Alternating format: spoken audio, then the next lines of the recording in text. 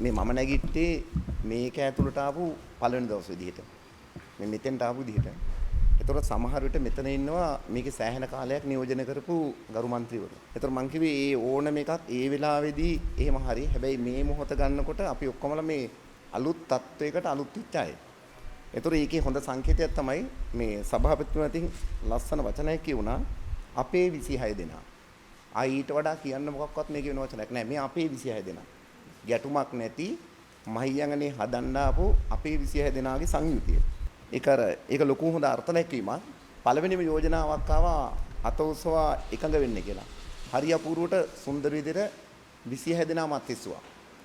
මම හිතන්නේ අර පළවෙනි ප්‍රවේශයේම සෑහෙන හොඳයි සාර්ථකයි. මෙන්න මෙහෙම මම දෙවෙනි අවස්ථාව කරගන්නවා මේ සෑහෙන අපවාද ප්‍රශ්න ගොඩක් මැද්දේ ඡන්දය ප්‍රකාශ කරලා අපිව මෙතෙන්ට පත් කරපු සියලුම ඡන්ද දායකවන්ට ඒත් එක මෙහෙම එකකුත් තියෙනවා.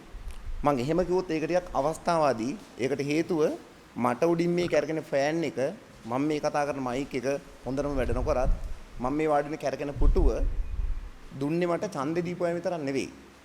උදාහරණයක් මේ වෙලාවේ මට උඩින් ෆෑන් එක කැරගෙන කතාව ඇත්ත. හැබැයි ඈත හේනක කුඹරක කෙනෙක් මහා කාෂ්ඨකව්ගේ දාඩි පෙරාගෙන පොළොව කොටනම ඇති අපි මේ මට්ටමේ තියන්නේ. ඒ නිසා ඡන්දෙ නොදුන් නෙවෙයි මේ මහා පොළොවේ මහියංගනේ දරන්න බැරි දූවිල්ලක් දරන්න බැරි කාෂ්ඨකයක් අවුවක් ප්‍රශ්න ගොඩක් දරාගෙන මේ දේවල් ගොඩනගමු මිනිස්සු ඔක්කොටමත් සිද්ධාන්ත වෙනවා. මේ හැමතැන මෙතන දූවිලි කුඩක් පව මං හිතන්නේ හැම දෙයක්ම එහෙම නිර්මාණ. අපි ගමනක් කරනකොට පයින් නම් යන්නේ. පයින් යනකොට කකුල් දෙක අපිට ඕන තරම් දුරක් ගියා වාඩි වුණා නැත්තම් හැරිලා අපව ගියා. අපි ඒ වෙනකොට ගන්නවා කුඩ් සයිකලයක්. පාපෙදියක්. පාපෙදියක් ගත්තාම බැලන්ස් එක ගැන හිතන්නත් ඕනේ. ඊට පස්සේ අපි නිකන් කල්පනා කරන්න ඕනේ කාගේරි වදීද මේක බ්‍රේක් ගැන බලන්නත් ඕනේ. අවදානම වැඩි. අපි ටික කාලයක් ගිහිල්ලා අපි ගන්නවා ත්‍රිවිල් එකක්. ඒකේ කීප දෙනෙක් ඉන්නවා. ඒතර වකීම තව වැඩි. ඊට පස්සේ සමහරවිට මේක තැනක හැප්පෙන්න පුළුවන් හරියට පේන්නේ නැහැ. වේගය සම්බන්ධයෙන් ප්‍රශ්න එහෙම දේවල් වෙන්න පුළුවන් අනතුරු. අපි කාර් එකක් ගන්නවා. ඒකේ ස්පීඩ් එක වැඩි. එතකොට තව වගකීම් වැඩි. මොකද අනිත් අය ගැනත් හිතන්න වෙනවා. අපි ඔහොම ගිහිල්ලා බස් එකකට කෝච්චි එකට ගොඩ වෙනවා. ඊළඟට අපි යනවා ප්ලේන් එකකට. අපිට මෙහෙම පුරුද්දක් තියෙනවා. බොහෝ දේවල් මේ පොතේ පිළිවෙලට තියරියට නූලට යන්න ඕනේ නැහැ කියලා. මම දන්න තරමින් ලෝකේ තියෙන බොහෝ දේවල් සාර්ථක වගකීම් සහගත ඒ කියන්නේ ගත්තොත් එහෙම මේ සීරියස් දේවල් සියල්ල කෙරෙන්නේ පොතට නූලට රූලට. අවුලක් වුණාම හොයන්න වෙන්නේත් එහෙම තමයි. පොතට නූලට රූලට. ඒ විදිහට වෙන්නේ. ඒ නිසා අපි මතක් කරන්න කැමති මේ මොහොතේ අපි ඔක්කොමලා අපි 26 දෙනා ප්ලේන් එකේ ඉන්නේ. අපිට වෙලාවට එන්න වෙයි, වෙලාවට ගොඩ වෙන්න වෙයි. ප්ලේන් එක හොඳ මට්ටමේ හොඳ බලන්න වෙයි. අපි ගොඩ බාන්නේ කොතැනද බලන්න වෙයි, අනතුරු බලන්න වෙයි, උලංගත දිශාව බලන්න වෙයි. මහ ගොඩක් අපිට ගුවන් යාන තාක්ෂණය ගැන අවබෝධයක් නැහැ. හැබැයි ඒ වුණත් ඒක අවදාම් දෙයක්. අපිට හරි තැන එක ලෑන්ඩ් කරගන්න, හරියට ගමන යන්න.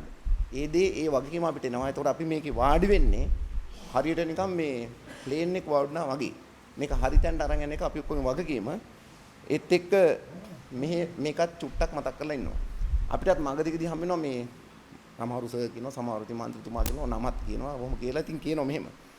මේ කරගෙන යන්න පුළුවන් වේද නේද කියලා. ඒත් මට හරි ප්‍රශ්නයක් එනවා. දැන් මේක හොඳටම කරන්න කවුද? ඇත්තටම ගොඩාක්කල් මහන්සි උනේ අපි තමයි. සෑහෙන දුක් විඳා අපි එවරස් කන්දේ උසර බැනුම් ඇහුවා. දුක් පීඩා විඳා. ඒවා මෙතන කියන්න බැරි මහා ගොඩක් දේවල් විඳා. එතකොට අපිට තමයි මේක හදන එකේ වෙනස් කරන්න නීඩ් එක තදටම තියෙන්නේ. අපිට ඒක තියෙනවා. ඒ නිසා මේ අමතක වෙලා වගේ හිතෙනවා නම් කාට හරි මතක් කරාට පොඩි මෙමෝ එකක් දැන් මට අවුලකුත් නැහැ. හැබැයි අපි හොඳට අපේ හાર્ට් එක පතුලෙම ඒක මතක තියාගන්න ඕනේ මේක කෙරෙන්න ඕන දෙයක් කියලා. මෙන්න මෙහෙම නොවෙන්න ඕනේ කියලා මම ප්‍රාර්ථනා කරනවා. අවුරුදු 30ක් ගිහින් වතුර ගන්නයි, තව අවුරුදු 30ක් ගිහින් ලයිට් ගන්නයි, තව අවුරුදු 30ක් ගිහින් පාර හදා ගන්න වුණාම අවුරුදු 90ක් ගිහිල්ලා මිනිහ තමයි සැපට අරන් යන්න වෙන්නේ.